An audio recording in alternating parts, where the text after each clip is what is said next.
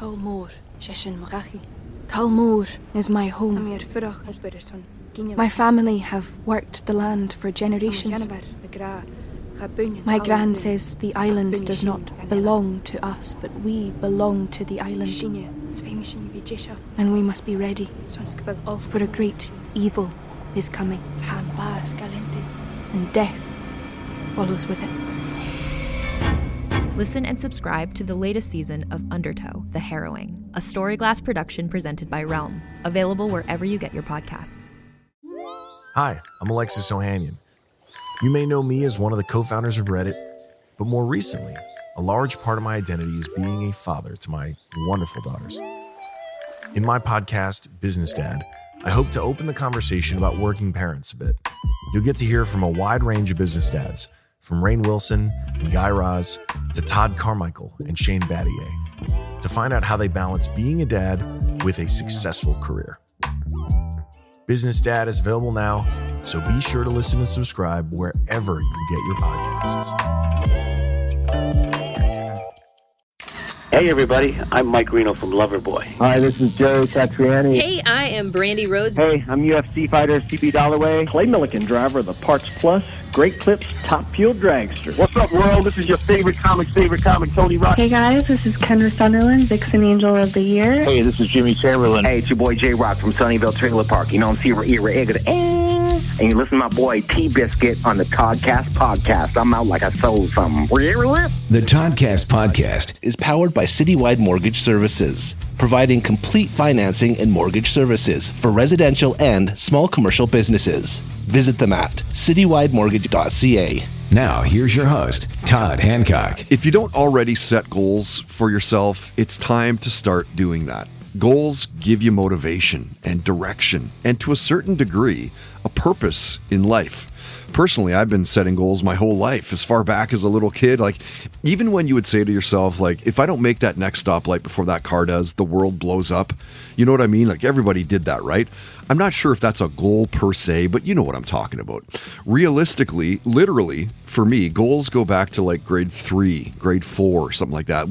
Get the paper route. You're making, $15 every 2 weeks with the goal of being able to buy more Star Wars stuff. At that point of my life, Luke and Leia and Han and Chewie, they were controlling my life. Goals are a great way in helping you prioritize and measure your progress.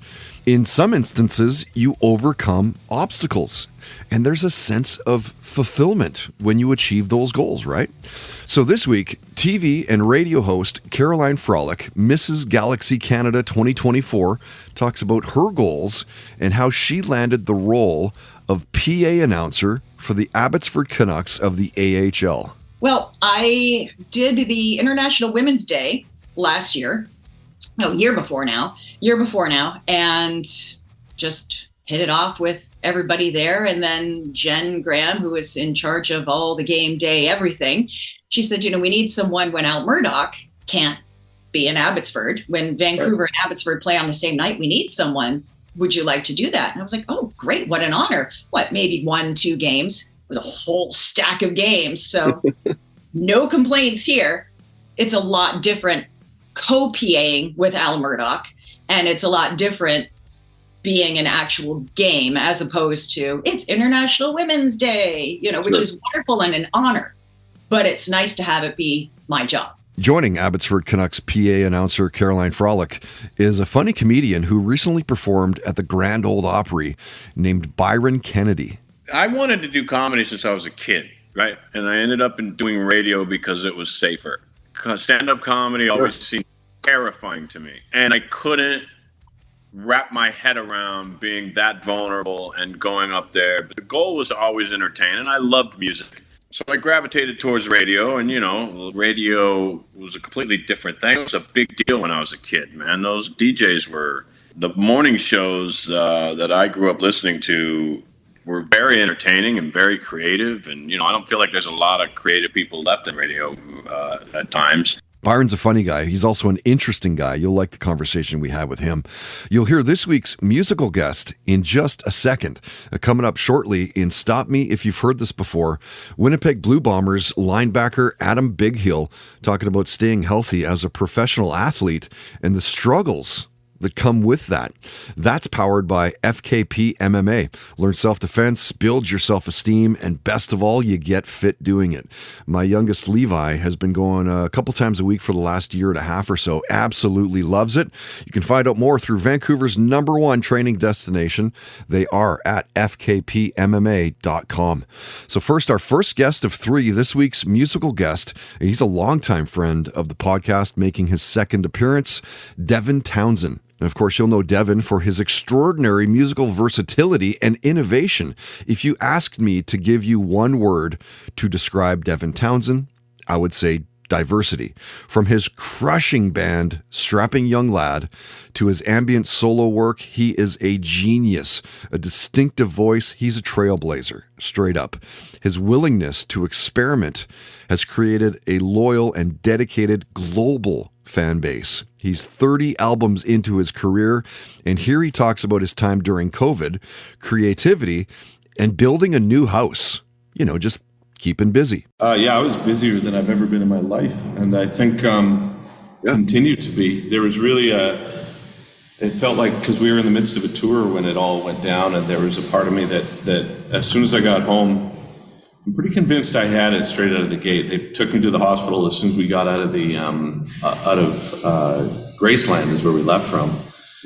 And you know, I was in quarantine for a couple of weeks, and during that time, I was like, I guess I felt like I saw the writing on the wall. I thought the industry's already shot, and you compound that with the pandemic, and you know, how am I going to feed the family, essentially? So I went into kind of red alert mode, and we started doing a lot of streaming concerts from the house, and we did a bunch of charity concerts on that front as well that were successful, and that sort of put me in a position where I could then just keep doing that format. And so I did a ton of those things, and then I wrote, and I did a really big project with 60 collaborators that was very strange, called The Puzzle. And then I did a record called Lightwork, and none of these things were expected, as as you well know. And then and during that time, I moved as well and built a house, and I've been just pile it on, dude. It's been insane, but I'm almost at a baseline now in a strange way that I can start to reconnect with where things were and start to take stock of what's next, right? I think this time around we talked with Devin for just over 25 minutes. He was on a big press junket that day, so we were kind of limited on how long we could talk to him for. We did talk to him for, I think, 75 minutes the first time he did this podcast. You can hear that, of course, on iTunes and Spotify, SoundCloud, Megaphone. You can watch this particular interview with Devin at our YouTube channel. You can find all of them at Toddcast Podcast, of course.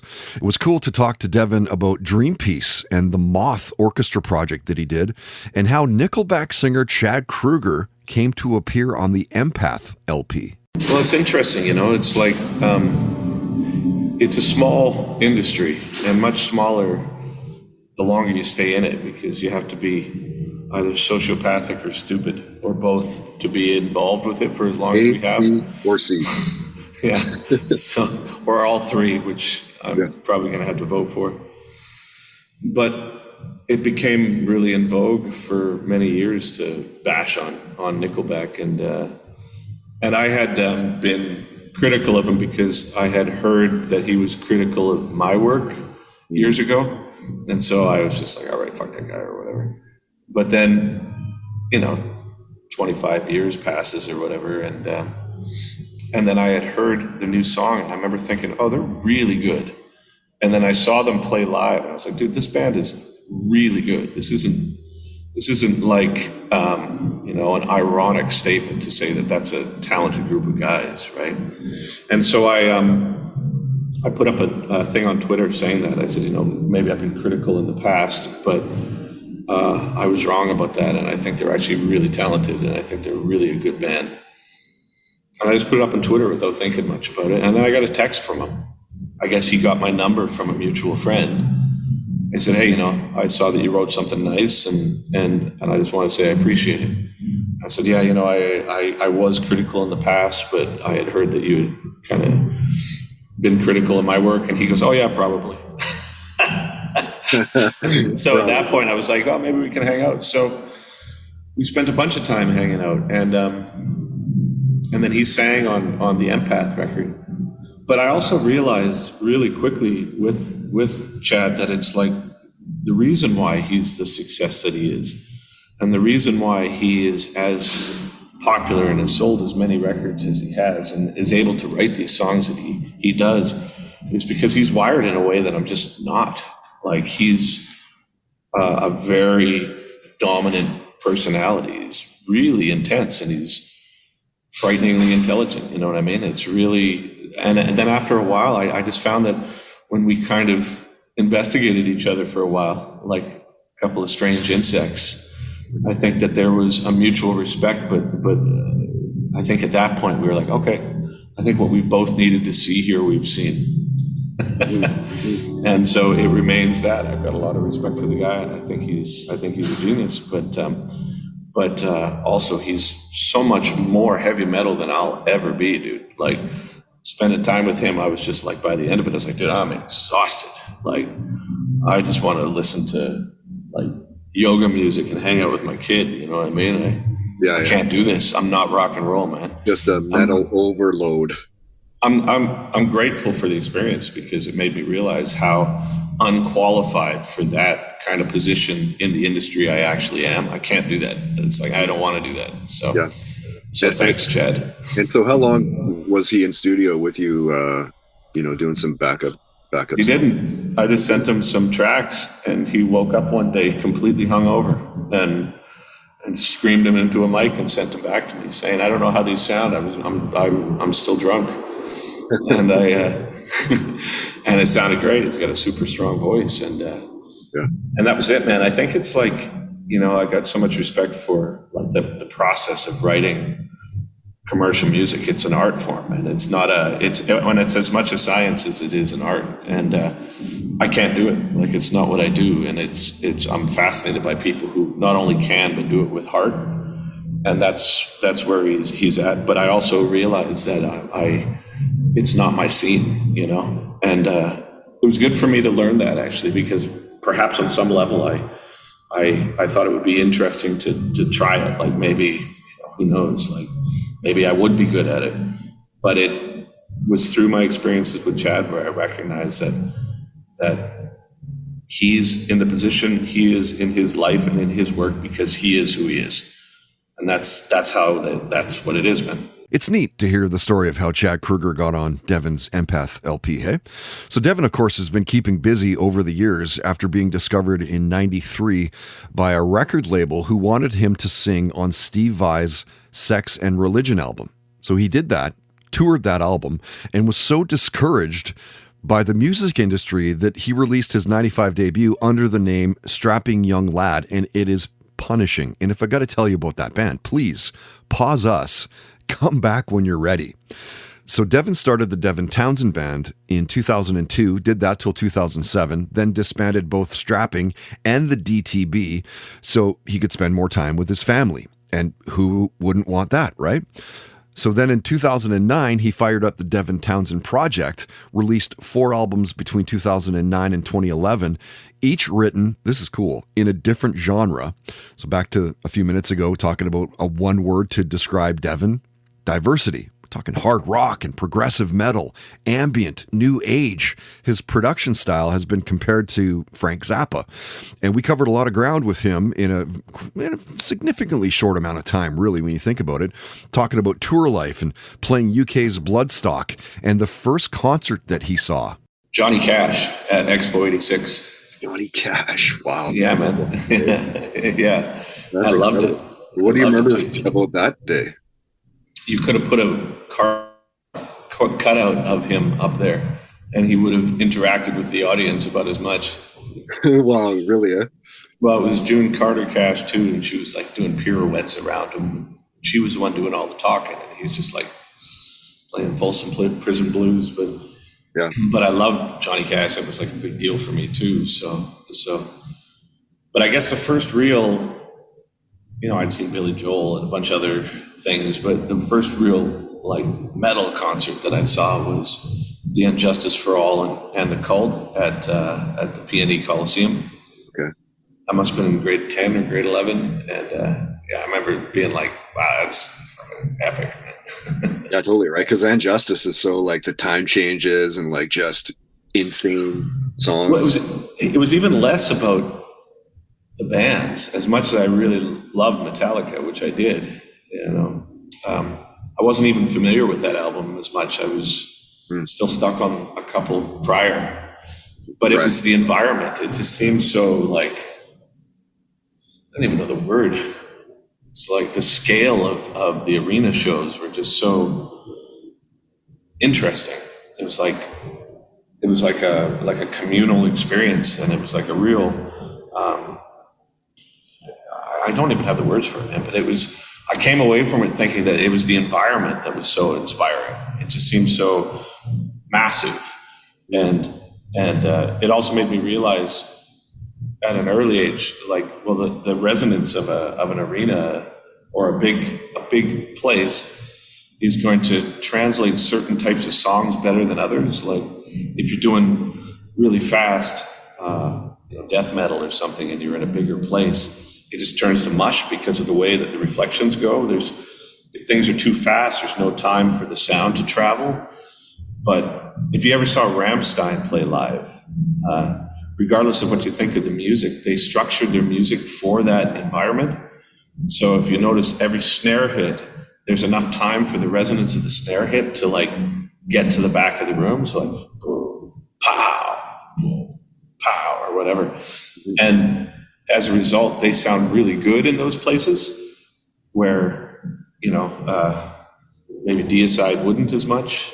Right. Yeah. And I remember even at the time with that Metallica show being like, oh, that's really interesting. The slower parts sound really big, right? So I ended up writing a lot of the material that I wrote on the Ocean Machine record based on that experience, I think. It's so cool to hear musicians' first concerts. Hey, I love finding out about stuff like that. So Devin touched on a lot of things about his life. His family came up, his Ziltoid comic book series. And when we talked to him, he was out touring with Dream Theater. Yeah, and it's really humbling as well, because Dream Theater chose Animals and us to do this, and I mean, it's a big vote of confidence for us because they're a much bigger band than we are. So to have that endorsement by what is, I guess, arguably like sort of the top of that sort of prog rock, prog metal heap has been really, I'm just very, I don't even know the word, man. I'm just very thankful for it. There's been so many times through my career, it's like my work has been viewed as this kind of oddball thing that, maybe the humor overshadows the work or what have you. But to have somebody say, no, we endorse this and here it is, and you can use our PA in a sense, it's like we're playing these really nice venues, and we're in Laval, Quebec today at, Bell Place. It's this big new arena, and they've got this big new PA, and they don't limit what we can do and what we can't do, and it's very generous of them, and it's been very, very nice for us as well, I have to say. Yeah, the tour's rolling through Vancouver on July 21st. How many dates are you on there? It's 6 weeks in total. We've been out for about three and a half now, I guess. Yeah. And killer.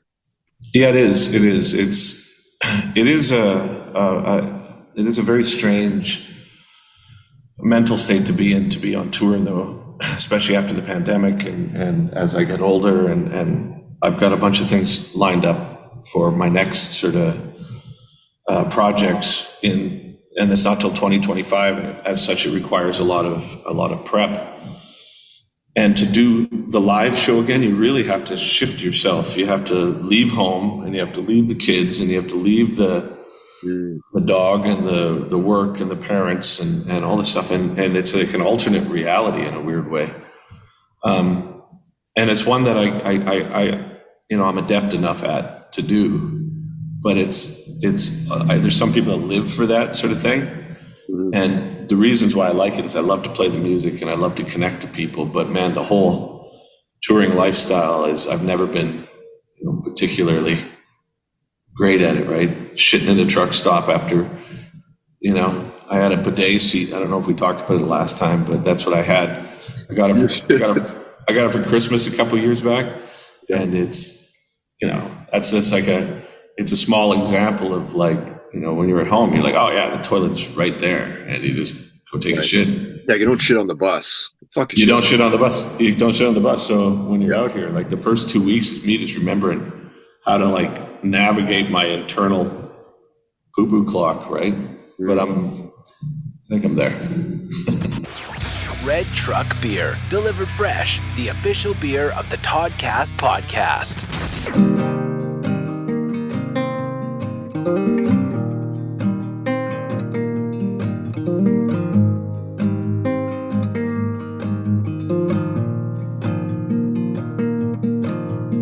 Must have been the middle of the summer, long before we both cut ties, climbing through our windows, chasing butterflies. The night was slowly turning into morning on a blanket by the waterside.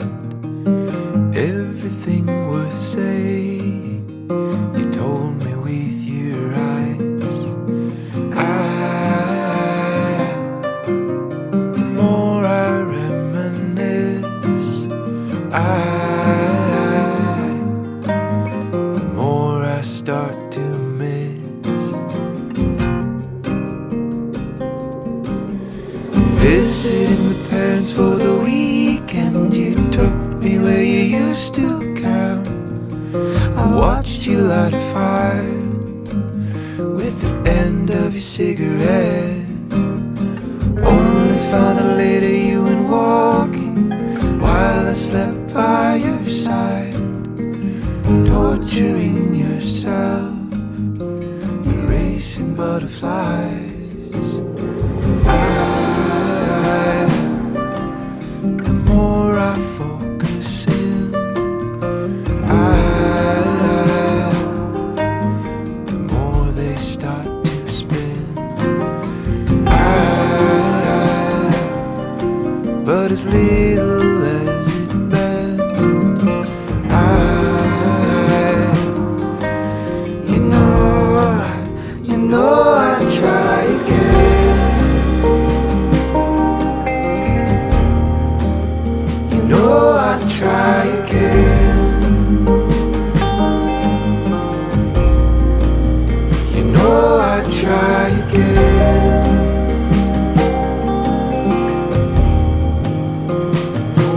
Try again.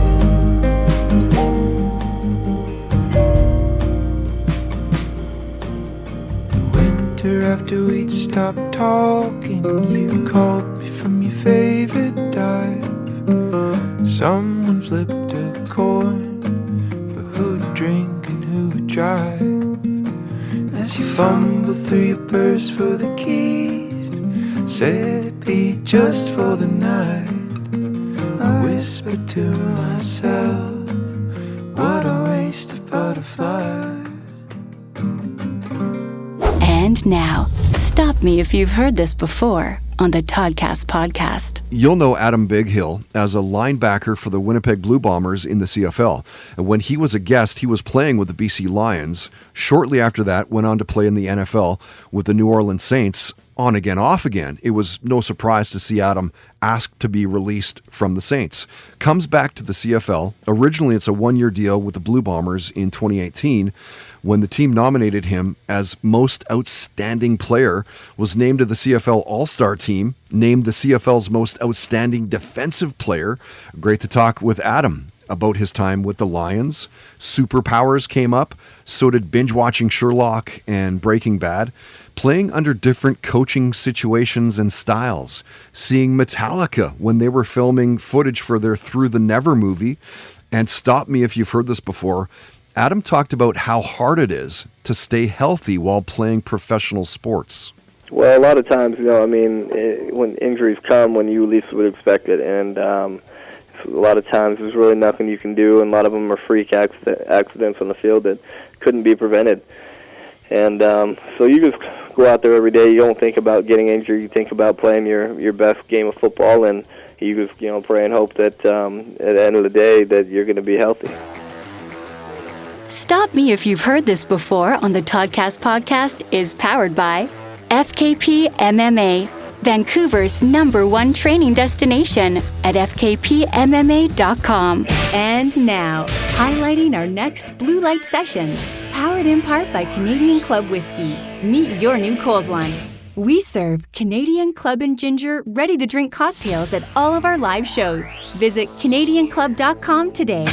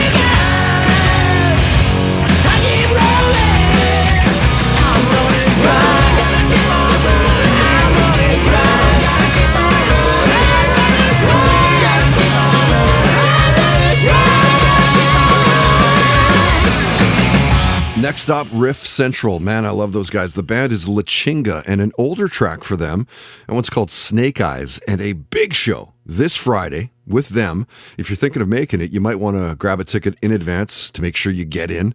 So it's on this Friday, November 24th at the Blue Light Studio in beautiful East Vancouver. Lachinga and Worse. Now, this is one of Pride Tiger Singer's new bands. If you've been to one of these shows, you know. If not, these nights are intimate. It's interactive. They're super, super memorable shows, too. I host the night. I interview the bands. They play, of course, 45-minute sets. Each band gets a 45. And we take an intermission between the bands. This is a good chance to kind of mingle and say hey to the guys and the bands, and maybe take a washroom break if you need it. Grab a Canadian Club canned highball. They're now sponsoring, so you can grab CC ready-to-drink highballs at all of our shows. And if you know me, I am a whiskey guy. Canadian Club's my thing. So to get them on board, it's a match made in heaven. Cue the heavenly music. Grab a ticket for Lachinga and Worse this Friday. Love to see you there. Eventbrite.ca. Eventbrite, BRITE.ca. Just 20 bones in advance. And this night is gonna rip. Played you a new song by Dominic Fricot featuring Fedbo. That's called Chasing Butterflies. Dom's been the best about keeping us up to date over the years. You could even say he's a shining example of, how to tackle an indie career as an artist, as a band. He's just on top of the game all the time. Writes great songs, keeps you in the loop. It's nothing pushy though. It's none of that like, hey dude, play the songs. Like, hey man, I got a song I did with Fedbo here in Germany, and I thought you might like it for the podcast, or maybe even for BCIT's campus radio station, because I programmed their radio station, if you didn't know that, through evolution1079.com. So evolution1079.com. There's a little listen live link. You'll love it. It's great. It's a great station. If you want to check that out, we did add Dom's new song to the playlist. So we hear that on, again, Evolution 1079. If you're driving around here in Vancouver, of course, you can get it in the car, streaming worldwide online. So coming up in just a few minutes in Listen to This, Econoline Crush singer Trevor Hurst talking about the resurgence of rock renaissance, I guess, so to speak. That is powered by our good friends, 6-year sponsors. What? Tedco RV Supplies in Langley. You can partially blame them for us being able to continue to make podcasts over the years. And by the way, we're hitting 10 years in January. 10 years. Our 10 years is coming. RV service and repairs, ICBC are credited. You can find Tedco RV Supplies through TedcoRVSupplies.com, of course. Facebook and Twitter at Tedco RV Supplies. First, the second of 3 Toddcast guests this week is our sporting guest, Abbotsford Canucks PA announcer Caroline Frolic. Powered by Hand Over Hand Textiles in Vancouver. It's naturally dyed goods for your home, for your body. Very cool stuff, top-notch stuff. Dishcloths and scarves and shirts and socks and bandanas and pillowcases and all that. So in fact, I'm sure if you hit them up and said, hey, can you do this? They'd say, yeah, you'll love their work. Again, top-notch, and they only use pure plant extracts, natural fibers. That's why I'm saying it's the best of the best. Actually, it's good for Mother Earth. Locally owned, locally operated. You can find them through handoverhandtextiles.com. Hand Over Hand Textiles is also on Instagram. So as you heard off the top of this podcast, it's good, of course, to set goals. They give you direction and they give you purpose. They can kind of keep you motivated as well and kind of focused, right? And you'll hear in the full conversation with Caroline that she's always been setting goals for herself, whether it's getting on a radio station. She hosts the first ever all-women sports talk show, OT with Caroline, Lindsay, and Lena on Sportsnet 650. You've seen her as a sports anchor on City News, Vancouver, Calgary, Toronto. And here, Caroline talks about being the only woman to have ever done the PA announcing duties for a full Vancouver Canucks game. I still get a little throw up when I hear that. I go, oh my gosh, is that crazy? Really? That can't be true. Which team was it? Who were we playing? Oh gosh, who was it? Calgary. Calgary was riding like a 10-11 game winning streak, something like that. And the Canucks were, the Canucks. not shining brightly at that time. Sure. Good. And sure enough, the Canucks win like 7-1. And that was the Chase that was the Abbotsford's Chase Claypool game when he went on the mic and said, Calgary Flames suck so bad. I think he was, I think he had a pint or two, dozen. Probably, yeah. In him, Like it wasn't like the second or third period, and he was like, and it was so funny. But yeah, the Canucks came to play, and going, okay, guys, you got to throw me a bone here. I'm still trying to work everything, and it was a rocky game. I was nervous, knowing what it meant having a woman do that job, and then a 7-1. Are you freaking kidding me, guys? Come on, help me out here. But not complaining, because it was so much fun, because it was nice to see the Canucks win. Nice to see that win streak end over there, because Canucks fans, sorry, not sorry. Isn't it fun to see the Flames lose? Oh, yeah. All the time. It's so fun. The Flames or the Leafs, like, they can both suck it, right? Like, straight up. I love when the Leafs come here, because it's always Canucks win. and so... That was a really intense game, and they invited me back for a couple more when Al was away. Yeah. And Abbotsford happened. And amazing.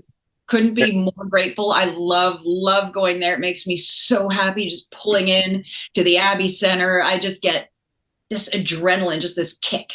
How cool is that? I personally love hearing about people's career highlights and the good things in their life. I love positivity. The Full Talk with Caroline is over 40 minutes long. In fact, you can hear it, you can see it on our social media platforms, all at Toddcast Podcast, iTunes. We, of course, post all of the videos that we do, all of the live stuff we do at the Blue Light Studio. You can find us on Spotify, Megaphone, SoundCloud, YouTube. We got Caroline to build her dream Canucks team. Talked about concerts, Blue Jays baseball came up, and how she won Mrs. Galaxy Canada 2024. Well, it took a couple years. That was my third try doing Mrs. Galaxy Canada. Okay. And I've been involved in pageants since I was 9 years old. And this isn't the weird, like, freaky toddlers and tiaras stuff that you see on there. My friend, when I was 9 years old, entered the Miss Hawaii preteen pageant, and came back, was talking about it, how much fun she had. And of course, as a little girl, I watched pageants on TV, and I was like, I want to be Miss Universe. I want to be Miss Canada. That never happened. But I learned what pageants can do for a person. And I discovered the Galaxy system years and years ago. It just never really got around to entering it. And Canada got a franchise. And I like the director. I like what she stands for. She's fair. And so I tried the last 3 times. And both the times I didn't win, I was second runner-up, then first runner-up, but my friends won. So good. Okay. Fine, yeah, right. I mean, somebody's going to win. At least they're your friend, right? Right. And I legitimately adore them so much. And then I won this year. So the 3 of us are just saying, it all happened the way it should have. Right. And what's the difference of this year compared to the last couple of years? Like, what was the deal maker, do you think? I had to get myself right. I had to, the first year I just kind of entered just for fun. Give myself 2 weeks prep and just go in there, whatever. And then when I got there, I said, I really want this. I really like this. I like this system. I want to do this. And then the next year, I wasn't me. I was shoulding myself a lot. I should like this job. I should want to do this. I should do this. And I lost myself. So I really shouldn't have competed, but I went because I wanted to see my friends and I wanted to see Jenna Marie give up her title. And I was first runner up, and I thought, well, holy smokes, I'm just a shell of myself. And I still managed to almost win. People see something in me. Maybe I should see something in myself. And it sounds really strange at this age to be, needing to find yourself, but I think we're always evolving. So what I did is I just got myself right, got rid of all the toxic things that were around me, everything that I thought I should want, but didn't, and got my health back. I lost weight, and it's not a pageant where you have to be the skinniest and the prettiest, but I needed to get healthy, and I needed to get myself back and find the things that made me happy. And when you prepare for a pageant, or when you prepare for life, you're kind of preparing for a pageant, because you have to be your best self in so many areas. And I think that's what did it. I'm not sure. And I just felt good going in. And I just had the mindset of it happened the way it should have the last 2 years. And if it's meant for me this year, then it is. And if it isn't, then I'll be happy for someone else. Yeah. And That's it just great. happened to work out. Look at all this wisdom comes with my age. Okay, not to keep harping on it, but goals and hitting them, they are a roadmap to success. They boost your confidence, and they can even make dreams possible. I know it sounds cheesy, but it's so true. Great to hear Caroline talking about her successes and beyond, like the music of Duran Duran, Motley Crue, Bon Jovi. She talked about the Hawaiian wildfires, gambling, travel, culture. Hawaii. Yeah. Going home finally for the trip that has been postponed a few times. Sure. Going at the beginning of December, finally going back home to see friends, and then got a few things in the works. Possibly Iceland again. My friend runs the Miss Iceland pageant, and I like to go to help out. But open to anything, man. People are saying, "Oh, with this title, do you want to come here and help this pageant?" Yes. Yes, I do. We didn't tell you where yet. I don't care. The answer is yes. I just want to go and meet new people, experience new things, taste new foods, breathe new air. All that stuff. Yeah, all that good stuff. Because, you know, you can buy stuff. What is that? No, I want to experience things, and I want to see things. I want to meet people. That's the meaning of life, really. The Toddcast podcast is powered by Milano Coffee, bringing you the finest espresso and coffee concepts in the world. Online at milanocoffee.ca.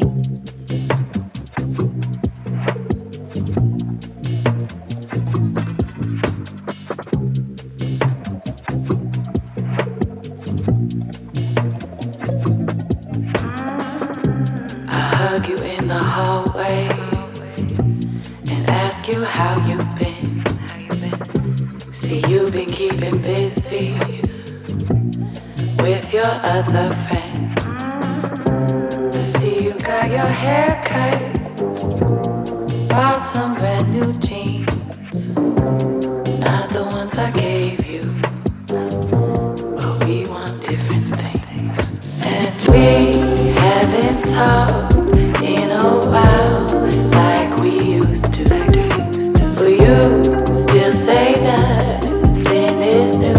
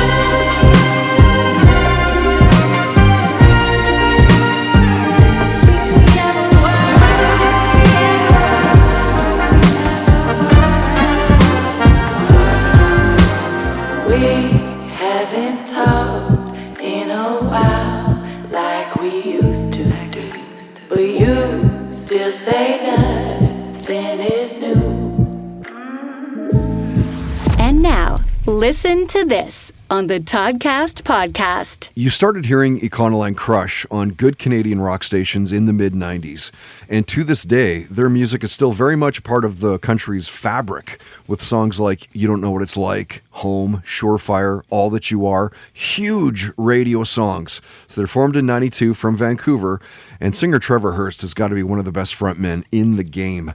In his last visit, you heard him tell a great Billy Idol story. He talked about playing Madison Square Garden, Alice Cooper, losing a bandmate, a super sensitive topic, but one that I knew that you wanted to hear about. It's a heartbreaking story that sees the band move forward without Ziggy, perhaps looking to add to their 2 Juno nominations with their new album, When the Devil Drives. We talked about being inspired by INXS, Chris Cornell, and The Cult, seeing Van Halen in concert, The Stones, 9 Inch Nails came up, so did some book recommendations. And Trevor talked about how there's a renaissance in rock music. Listen to this. I think it's going to be kind of a renaissance. Like, there is times when I would be interviewed and people would talk about kind of like almost wistfully or whatever with, because of times past, they'd say, wow, those Edge Fest bands in the 90s with all these great Canadian bands. And I kind of feel like it's coming around again. It's like, because everybody put out records, even in America and all around the globe practically. When the stuff comes out, I think that it's going to, like, some people are like, oh, that's just too much music and you're going to get lost in the shuffle. I don't think so. I think it's like people have almost an unending appetite for great music. So if you can make great music, and if you've made great music, you're going to be around for this renaissance. And I'm very confident that we're going to get to play some great shows with bands that we just love and respect. I think it's going to be a great time in music for the next 3 years, 4 years, whenever, because so much good music is out there. Depeche Mode, for crying out loud, has a record and a tour, I know, right? Yeah. He's just announced Josh Freese as the new touring drummer. Do you know how tight that's going to be now? Dude, that's like, not that it wasn't with Taylor, but sure. This is like, Josh Freese is like a machine. Dude, yeah. I mean, I'm sure the only person in the world that's not happy about it is Sting. Like, yeah, taking my drummer? Like, no. God, he played with a lot of people. He was Devo's drummer for a while. Yeah, he was Devo's drummer. He was like, he did 9 Inch Nails for a little bit. Just trying to think of like memorable stuff, Perfect Circle stuff. Who's the current drummer in Guns N' Roses? What's his name? Was that Matt Sorum? No. Shoot. But we played this thing called Zeta Fest, and it was this band Honky Toast, Sponge. Honky Toast is a great name, right? Yeah. So, it's weird. Our generation, right? Like, I just like don't Google things. I'm like, I'll remember. Anyway, one day because I couldn't get over how good the drummer was in Honky Toast. The band had no songs. They had a great name, but the drummer. And he is currently the drummer in Guns N' Roses. Let me now that we're here, let me quickly find out. And it was cool. Why do I not know that? And it was this Zeta Fest thing. Our hotel was across the street from the park we were playing. It had an amphitheater, those things with the big concrete dome thing or whatever, half clamshell thing. Oh, Frank Ferrer. Yeah, Frank. He was the drummer in Honky Toast. And oh, cool. So the Sponge guys, there was a little delay. Well, like, what's going on? What's going on, guys? Are you going on? What's happening? They had to play the set without the guitar player because he couldn't find the venue, which was across the street from the hotel. Uh-huh. I was like, oh my God, Vinny, what's up? Singer's just like, I don't know, man. They're just up there with drums and bass, wax ecstatic. Oh my God. Listen to this on the Toddcast podcast is brought to you by Tedco RV Supplies in Langley, an ICBC approved repair shop. Visit them on Facebook and Twitter at Tedco RV Supplies.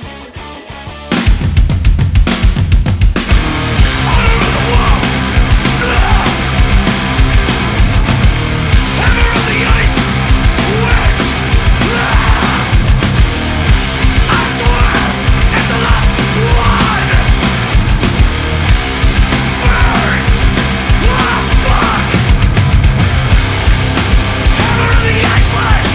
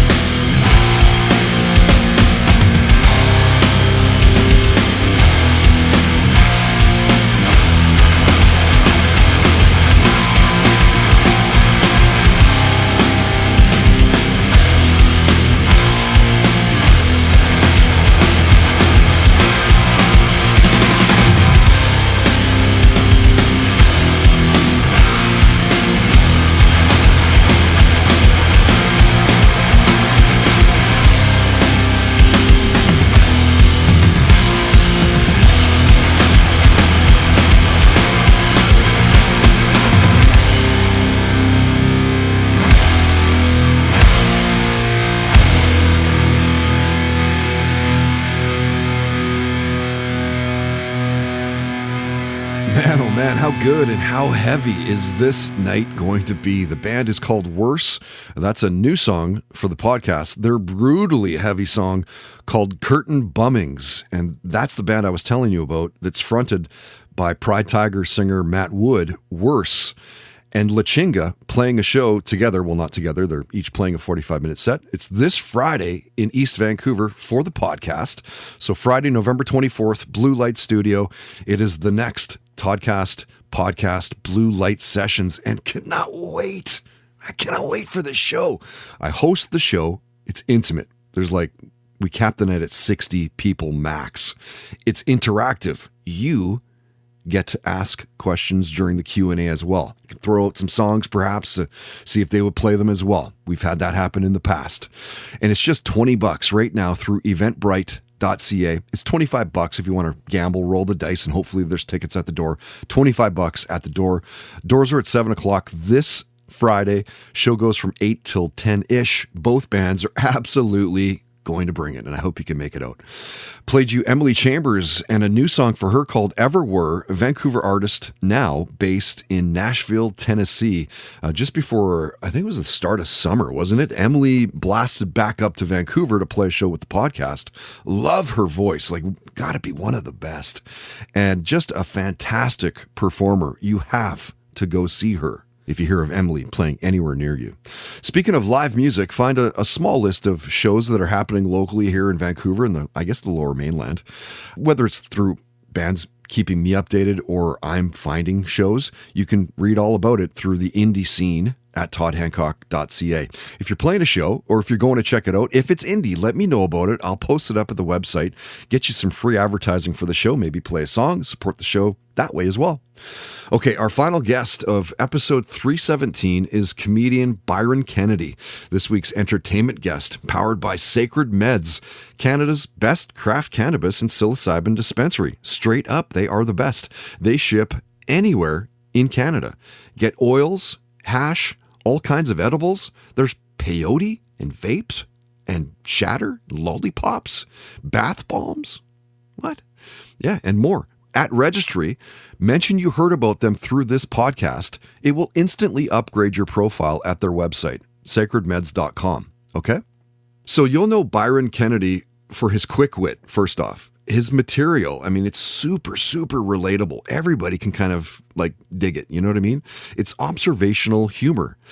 Something that really, I guess, shouldn't surprise you when you find out that he did radio prior to jumping into comedy. And of course, observational humor, that's what being a radio host or just being in radio, I guess, is all about. In fact, Howard Stern called him the Leonardo da Vinci of radio. No kidding. So he was VP at CBS Radio, talking Byron here, of course, but he said he felt like he was an imposter. So it turns out that Byron was usually the funny guy in the room. So why radio? And why not comedy? He's charismatic on stage. He's quick thinking, no question, a rising star. So here's what he did, the path. A few open mic nights, right? Of course, like everybody does. That turned into working features in Las Vegas, in Nashville. And again, it's not that far of a stretch for Byron, as stand-up comedy is something that he was always into, relaying your life and your spin on it, surveillance stuff, really. All things that, again, you do when you work in radio. Byron says that comedian Sam Kinison was one of the first to really inspire him. And then the influences were Sam Kinison was the guy, man. He's the reason, he's the reason. He's the reason I'm doing comedy right now. Yeah. And some of the stuff, when you think back to some of the stuff, especially Delirious, Eddie Murphy, could that show today be put on? No. You could, but you take zero chance. He right? would be canceled tomorrow, right. And it surprises me, because I loved Eddie Murphy. He's another reason, actually. I'd consider him a really big influence. That Delirious special, sure. I could do the whole thing frontwards and backwards back then. Yeah. And what amazes me about that is nowadays people are in love with going back in time and finding what you tweeted or said and canceling you, right? Right. Which I think is insane because it was different time, different, doesn't.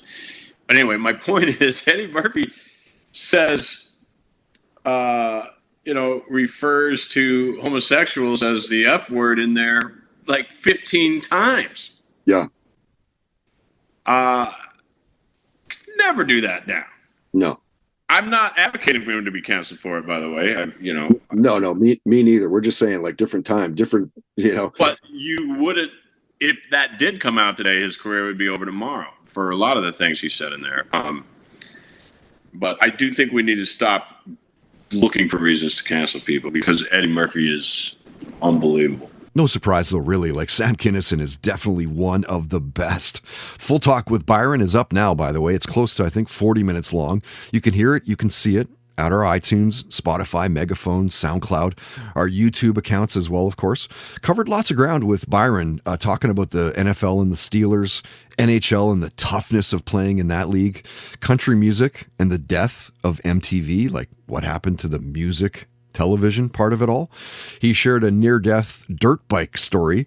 We talked about cancel culture and the taping of his comedy special called Nash Vegas. Like, is there more pressure, or is it harder to perform when you know you're taping the show? Yeah, especially when it's the first time you walk on stage and see cameras everywhere. But I filmed it in Nashville and in Las Vegas, and the special jumps back and forth. And so let's be honest, that takes a lot of pressure off when if you fuck it up, you could get it right in Vegas tomorrow night. Yeah, I got a mulligan on each joke.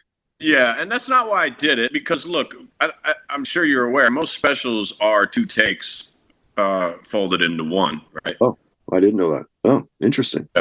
Yeah. So maybe I shouldn't be giving insider secrets out like that. Pulling the screen open. I'm pretty sure most people know that, but it's not why I did it. I didn't do it. No, of course not. Make it easy, because I didn't think I could do. I'm going to release the entire Vegas and the entire Nashville set as some bonus footage stuff, anyways. Right. So it's not like when it comes time to film a special, it's not like you can't do all 50 minutes. You wouldn't be filming a special if you didn't have the confidence that you could go up there and do that. Right. But I did it because people started calling me Nash Vegas, especially in Las Vegas, because I started doing open mics in Nashville, but I really learned how to do comedy in Las Vegas, and I couldn't pick a city that I wanted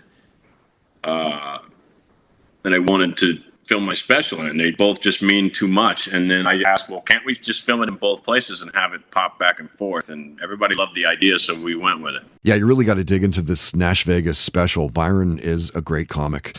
And as we always do, we went further than what they're known for. Byron talked about fame, comic books, and collectible cards.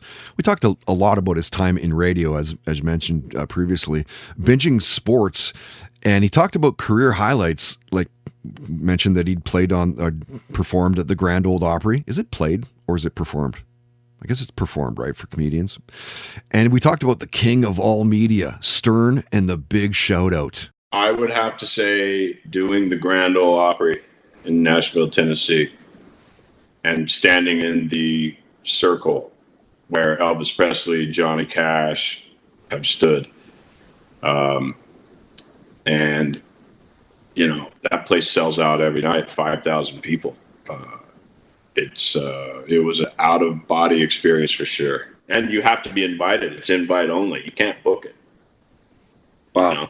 And they'll throw a comedian in from time to time in between the acts. So that for sure. Well, can I give you 2 answers? Well, no, that's whatever, man. Dude, that's, I mean, if you can beat that, even if something that's on the radio, the highlight of my radio career was when Howard Stern was talking about me, because he was my hero, and he talked about me for like 10 minutes one time. And oh, did he really? That's pretty rad. And I was having friends of mine from all over the country blowing me up because he's on in different time zones. So I had friends 3 hours before it aired in California texting me like, "Holy shit, dude! Howard Stern's talking about you right now." And yeah, that was wild. So. That's crazy. And so for the Grand Ole Opry, like your knees are shaking as you're walking on stage? That sort of like, holy shit. I was terrified. Yeah, I was so worried that an F-bomb might slip out and I'd never be invited back. Because it's family friendly, it's wholesome, it's the Grand Ole Opry, you know. And I have a lot of respect for the Opry and for country music, and you don't want to accidentally let something out. Yeah, that was scary. That walking out on that stage was scary, you know. And then, you know, a friend of mine, he's the club owner in Vegas, Matt. I was really nervous about doing the Opry, and I was like, dude, what if I bomb? Like, you know, I'm not a clean comic, and I got to be clean, you know. You know, I'm not overly raunchy either, but he said it actually really set my mind at ease. He goes, dude, so what if you bomb? He goes, how many comics can say they bombed at the Grand Ole Opry? He goes, that'd be a hell of a story. I go, yeah, that's a good point. That will make a good story. Totally right. It's like that's better than telling people just to imagine them that they're naked. Like right. It actually gave me. I was like, you know what? At least I'm coming out of this with a good story. It'll be painful while it's happening. Right. People will forever love that I went and bombed at the Grand Ole Opry. Like my buddy Willie Barcena got booed off the stage at the Apollo twice in the same night. No. He's going to remember that for the rest of his life, right? Like that's a great story. Entertainment guest visits are powered by Sacred Meds, Canada's best craft cannabis and psilocybin dispensary. Visit sacredmeds.com.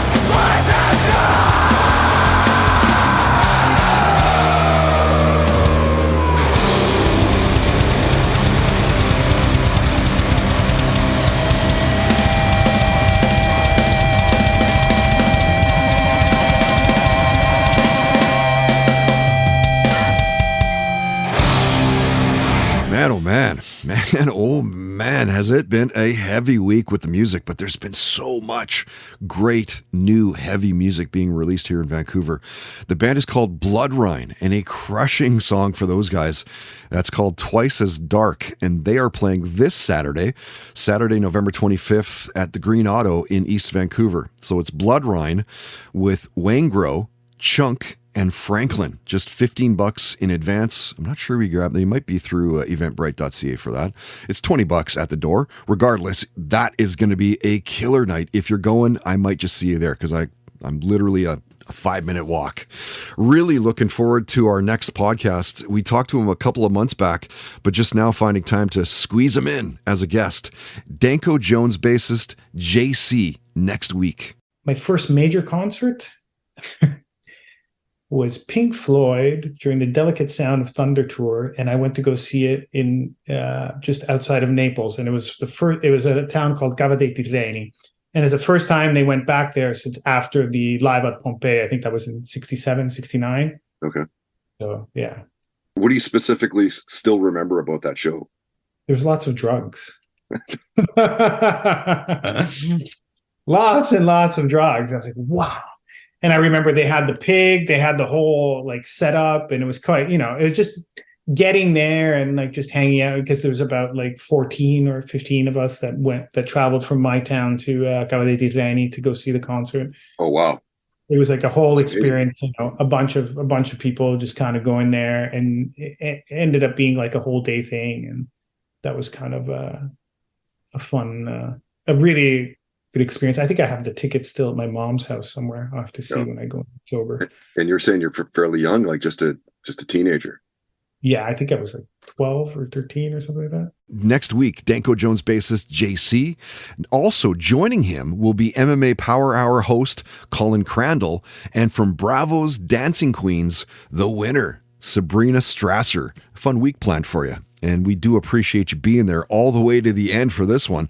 Episode 317 officially in the bag. My name is Todd Hancock. Thank you again for listening. If you like what you heard, please tell your friends about us. Word of mouth helps us grow, and we see it daily on social media. So thank you so much for that. Did you know that we're part of the Realm.fm network, which is based out of New York City? Well, we are Realm.fm if you want to check them out. Tons of cool shows, tons of cool podcasts. You can subscribe to us on iTunes, Spotify, Megaphone, SoundCloud, YouTube, comment and rate the podcast. All that stuff helps out. So search us out through Toddcast Podcast. Huge thanks to all of our excellent sponsors. Please use their services, drink their products, support them as they continue to support us. You can find links to all sponsor websites at toddhancock.ca. If you would like to sponsor the podcast with your business, you can for as little as $10 a day. Contact info is at the homepage. Shoot me a note. Maybe we'll have a coffee, have a beer, and see what we can do together. And if you help us find a sponsor, we'll give you a commission. Like, not even kidding. Cool, right? Till next time, don't be an asshole. Nobody wants to be around that. Have fun, play hard. Most of all, believe in yourself. You've been listening to the Toddcast Podcast, powered by Citywide Mortgage Services, dedicated to helping you find the best mortgage rates. Available 7 days a week at citywidemortgage.ca. Contained herein are the heresies of Radolf Burntwine, erstwhile monk turned traveling medical investigator. Join me as I uncover the blasphemous truth of a plague-ridden world, that ours is not a loving God, and we are not its favored children. The heresies of Radolf Burntwine, coming January 2nd, wherever podcasts are available.